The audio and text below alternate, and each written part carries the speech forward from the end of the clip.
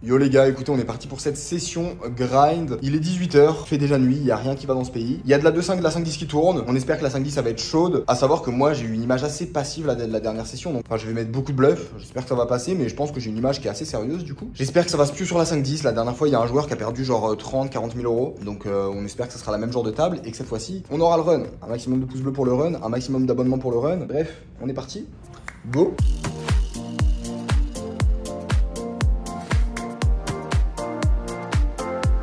Ok les gars, on commence cette session en 5-10. J'étais en 2-5 avant parce que j'étais sur la waiting. Au final, il n'y a eu aucun spot intéressant. Et donc, on commence les choses sérieuses directement en 5-10. J'ai déposé 2000 $. Le début de la session est assez lent, mais c'est plutôt un avantage. Parce qu'en réalité, ce qui est bien, c'est que quand le début est lent, ça permet aussi de mettre plus de pression en bluff parce que les joueurs nous donnent une image qui est plutôt sérieuse. Et vous allez voir, je vais énormément en tirer profit dans cette session. On arrive sur ce spot où j'ai valet 8 suité au hijack. Il y a une option à 20. Le joueur en small blind relance 50 $, BB, UTG et MP call, ce qui fait beaucoup d'argent mort. Je décide de relancer à 220 $ dans le but de mettre beaucoup de pression post-flop grâce à mon image et tout le monde fold directement. Ça permet de récupérer pas mal de sous et de s'échauffer pour la session. J'enchaîne directement, j'ai As Dame off au cut-off, il y a le joueur UTG qui relance à 25 $, un joueur récréatif en milieu de position qui décide de call et je décide directement de 3 bêtes à 100 $. Les deux joueurs décident de call et on se retrouve à 3 sur un flop 9-7-4 avec un tirage couleur. Les deux joueurs check. Le flop est pas spécialement sexy pour ma main, mais j'ai envie de dire qu'il y a pire. Je vais avoir pas mal d'intérêt à bet ici, déjà pour faire fold des mains qui ont de l'équité contre moi, des mains comme roi, dame, dame, valet, que je suis déjà assez content de faire fold directement.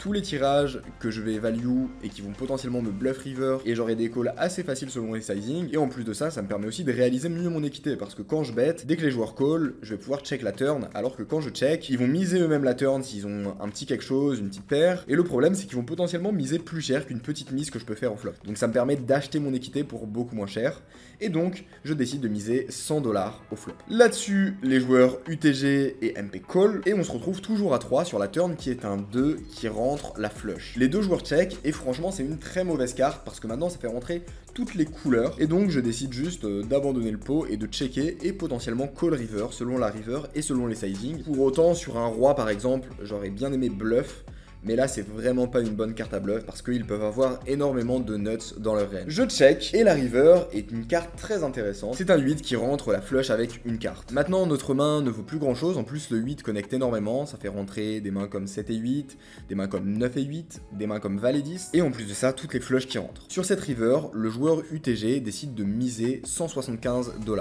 Le joueur en milieu de position récréatif fold, et là on est dans un spot très intéressant. Parce que le joueur UTG, s'il avait une flush avec un as, déjà il va avoir assez peu de combos dans sa range parce que il va avoir les as suités et ensuite il va avoir les mains comme as-roi, il va décider de call. S'il a as-dame avec l'as de cœur, il aurait juste fold pré-flop. Mais ce qui est intéressant, c'est au niveau de son sizing. Il est contre un joueur récréatif et il sait qu'un joueur récréatif va toujours call s'il a touché une flush, même si c'est une flush faible. Et donc s'il avait une flush hauteur as, le move naturel et intuitif et facile à trouver, ça aurait été soit de miser cher, soit de checker pour laisser quelqu'un miser et ensuite sur-relancer. Pour autant, il peut avoir de l'intérêt à faire ce move avec pas mal de mains. Typiquement des mains comme 7 et 8, un brelan, des mains comme valet 10, parce que le joueur récréatif peut call pas mal de mains encore what the fuck, et en plus de ça, c'est assez cool de block bet un peu comme il fait en mettant 175, parce que ça lui évite de check et de se retrouver dans une décision compliquée où il va se prendre des bêtes. Donc au final, quand il fait ce move, il représente pas vraiment de force, et pour autant, moi j'ai une image très sérieuse, parce que j'ai été très neat, j'ai été card dead, et donc il ne m'a pas vu jouer une main pendant un long moment. En plus de ça, la veille, c'était un peu la même idée, j'avais été très serré contre lui, et donc j'en profite ici pour prendre le spot en bluff et de relancer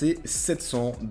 Ouais, on est très vite sur un gros pot, c'est les risques de la 5-10, mais ce qui est bien, c'est que quand on a plus souvent raison que tort, sur le long terme, on fait beaucoup de profit. Au final, face à mon raise, il fold instantanément, donc c'était sûrement une double paire, une main qui faisait un block bet et qui avait un fold très facile contre raise. Et franchement, on est très content de gagner ce pot, ça fait énormément de profit. Et au final, avec ces deux petits pots, on est déjà à 800-900 $ de profit sur la session. Encore une fois, quand on est en 5-10, ça va vraiment très vite. Si vous avez kiffé ce petit pot en bluff, vous n'êtes pas au bout de vos surprises, parce qu'on arrive sur du très lourd. J'ai une paire de valets en début de parole, et je décide de relancer à 30 $, et là, le même joueur au bouton décide de me relancer à 100 $.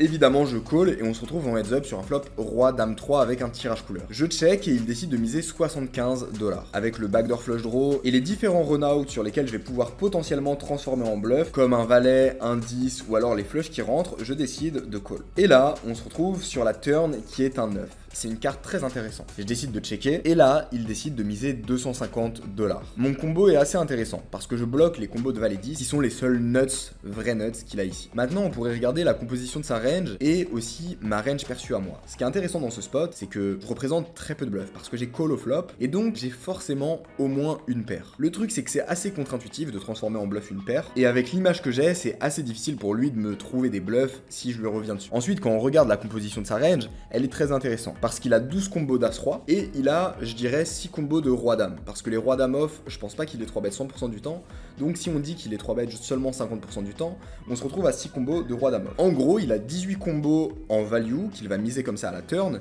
et qu'il va toujours fold. S'il a un Roi-Dame, je ne le vois jamais fold, parce qu'au final, avec Roi-Dame, il a juste une main qui bat un bluff, il sait que je vais jamais relancer une main plus faible que ça, et pour autant, c'est pas une main qui va assez redraw pour aller toucher des foules, et donc, il a vraiment 18 combos purs qu'il va toujours bet fold. Ensuite, si on regarde la partie forte de sa range, il a 2 combos de valet 10, vu que je bloque 2 valets, et ensuite, il a 9 combos de brelan avec les roi-roi, dame-dame et 9-9. Le truc qui est intéressant dans le spot, c'est que un bet comme ça, cher à la turn, avec roi-roi, je ne le vois jamais de la vie. D'expérience, les gars bet small ou check, justement parce qu'ils ont conscience qu'ils bloquent trop le board, et vu qu'ils bloquent les rois, ce qui est principalement les mains que je vais call, ils ont tendance à jouer un sizing différent. Donc au final, on se retrouve dans un spot où le mec, il a 18 combos de value qu'il va fold, pour 8 qu'il va pouvoir défendre, et donc ça fait qu'il va à peine défendre 30% de sa range. En plus de ça, là, on parle que des mains en value, et on parle pas des bluffs. Et la réalité, c'est qu'il peut aussi avoir plein de bluffs, comme des As-Valet, des As-10, et donc je me retrouve au final dans un spot qui va être ultra profitable en bluff, à relancer ici directement. Alors évidemment, on pourrait se dire que ce genre de coup, ça rajoute de la variance, parce qu'on met des gros parpaings au milieu. Mais la réalité, c'est qu'ici, il passe assez souvent, c'est presque le contraire, parce qu'on génère des profits en boucle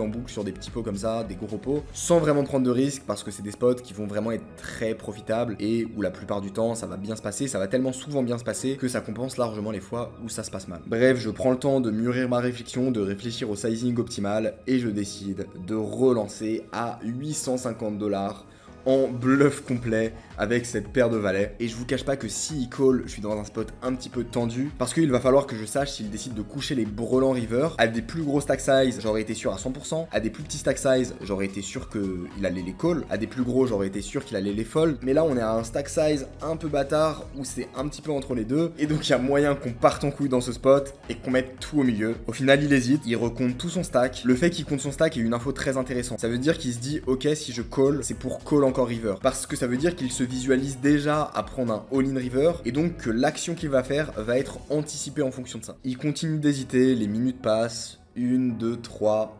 4, puis 5 minutes, et au final, il finit par fold. On gagne une tonne sur ce bluff, c'est vraiment génial parce que les mecs me voient comme un joueur serré étant donné que je joue peu de mains. Ce qui est intéressant, c'est que là vous voyez les deux bluffs à la suite et vous vous dites mais le mec va s'adapter. Mais en fait, il y a 3 heures d'intervalle entre ces deux bluffs. Il y a 3 heures où j'ai fait que fold, où j'ai pas vu un flop, où j'ai rien joué, et là le mec se dit juste mais il a encore nuts et c'est un putain de nit. Et c'est juste génial d'avoir cette image parce que ça me permet de générer trop de profit ultra facilement. Les gars, si vous voulez apprendre à faire la même chose, compter les combos, comprendre les ranges et mettre les bons bluffs quand il faut, et j'ai créé un programme, c'est la Poker Army. C'est un entraînement de 30 jours que vous pouvez suivre à votre rythme. Je vous apprends vraiment les méthodes clés en main pour comprendre les ranges, calculer la rentabilité des bluffs, et ça c'est qu'une partie parce qu'il y a bien plus encore. Il y a tout ce qui est range préflop, stratégie en multi-wepo, enfin bref c'est très développé. À la suite de ça vous avez des quiz pour valider chacune des compétences, et à la suite de cet entraînement sur 30 jours, je vous accompagne avec un coaching régulier. Il y a un groupe Discord, des réponses à vos questions, des mises à jour sur plein de vidéos, des nouveaux quiz qui sortent toutes les semaines pour pouvoir retester vos compétences et les revalider. Et pour couronner le tout, je stack les mecs qui vont au bout du programme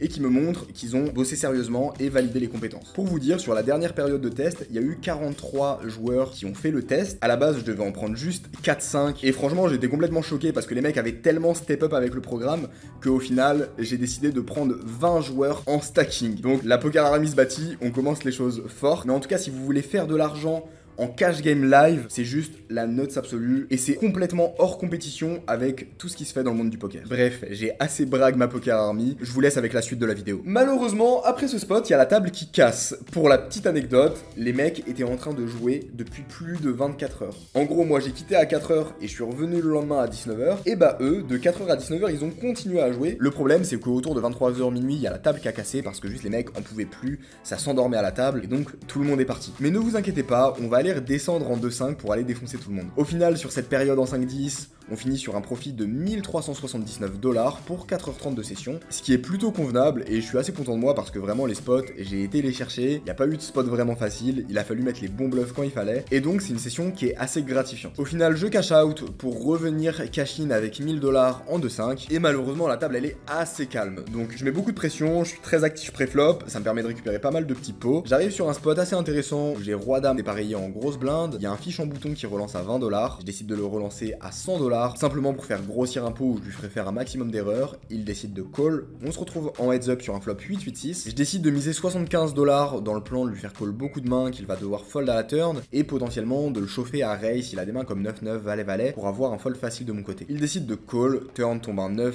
qui fait rentrer la couleur, et ici il a pas mal de mains comme As-Dame, As-Valet, As-10, As-Roi, que je vais pouvoir faire fold très facilement, aussi des petites paires comme 3-3, 4-4, 5-5, et donc je décide de bluff et de miser 180 $, et il fold instantanément, on récupère ce bon spot. Au final on répète beaucoup de pots comme ça, jusqu'à ce qu'arrive un spot qui va probablement en surprendre certains d'entre vous. J'ai une paire de valets en grosse blinde, il y a le joueur UTG qui relance à 15 $, les joueurs cut-off, bouton et small blind call, et je décide de relancer à 80 $. Je suis pas très content de mon sizing, je pense que j'aurais pu faire plus cher, genre 110, 120 $. Là-dessus, les joueurs UTG et cut-off call, et on se retrouve à 3 sur un flop 10, 8, 6. C'est un flop qui est plutôt cool, il y a pas mal de paires plus tirage de leur côté, même des top pairs avec un 10, et donc je vais avoir pas mal de value. Je décide de miser 120 $. Là-dessus, le joueur UTG call, ce qui est plutôt cool, et le joueur au cut-off, il décide de me relancer à 500 $. Il lui reste à peu près 600 $ derrière, et le spot est intéressant parce que dans ce spot, je vois trop de joueurs go broke en se disant j'ai les valets, j'ai premium, j'ai déjà mis de l'argent dans le pot est relativement gros, il y a déjà un autre joueur qui a call, donc ça fait encore de la dead money, il nous reste plus grand chose à rajouter, allez go broke et on espère que ça passe. Le truc c'est que dans ce spot, le joueur pour moi n'a aucun bluff. Il a aucun bluff parce qu'il n'a aucun tirage ici. Tous ces tirages sont des paires plus tirages. Le seul tirage potentiel qu'il pourrait avoir c'est 7 et 5. Mais encore une fois, s'il a 7 et 5 avec autant de profondeur, en position, il va plutôt opter pour un call, pour ensuite bluff plus tard accessoirement. Mais là, son sizing il est vraiment horrible. Et le mec ne fait même pas all-in. S'il fait all-in, potentiellement, il peut avoir des tirages, il peut avoir des valets 9. Le problème c'est que un de ses majeurs tirages c'est valet 9 que je bloque. Mais encore une fois, au vu des stack size, pour moi il irait plutôt faire du soit all-in complet, et là ça peut représenter des bluffs, et encore je pense pas qu'il y en aurait assez, surtout avec mon bloqueur sur le valet, j'irais just fold, mais là dans cette configuration avec ce sizing précis, avec ce qui lui reste derrière, ça ne représente juste aucun bluff, le mec ne va jamais faire ça en bluff pur avec rien du tout, et donc au final on se retrouve sur un spot où le mec a toujours 8 et 6, 10 et 8, 8, 8, 6, 6, et on est juste toujours derrière, il va pas faire ça avec une paire plus tirage, il irait juste call assez naturellement. En plus de ça, on n'est jamais à l'abri que le joueur UTG ait lui aussi des mains très fortes dans sa range, et donc au final, on a un fold qui est très facile ici, il faut vraiment être solide. Je décide de fold mes valets, je lui dis que je fais entre guillemets un gros fold. I fold jack. Et il me retourne 10 et 8. Ah, nice. Donc effectivement, il avait touché une double paire au flop. On perd quelques petits sous là-dessus, mais content d'avoir évité la catastrophe et d'avoir pris la bonne décision. Au final, après ça, cette table casse aussi. Au final, bilan de cette session, après 1h30 de jeu, on fait un profit de 150 $. C'est les petits pots qui ont payé et le fait qu'on ait évité le gros pot qui aurait pu bien nous punir. Un peu dégoûté de finir la session aussitôt, mais j'en profite pour aller faire un petit billard avec des abonnés que j'ai rencontrés ici. Regardez un peu ce shoot professionnel. Pas du tout, c'est la 3e fois que j'ai une canne dans les mains. Mais dans tous les cas, vous connaissez, je suis un chatard. Et non, pas cette fois malheureusement. Ah, close. Mais on y était presque. Après cette lamentable défaite au billard, je m'en vais là-dessus, je dis au revoir aux copains. Allez, good luck. Ouais, j'y vais. J'y vais. Écoutez, good luck pour la fin de session. Ouais, ça marche. Et on revient demain pour une prochaine session. Pensez à liker, à vous abonner, on se fait des bisous et on se retrouve très bientôt.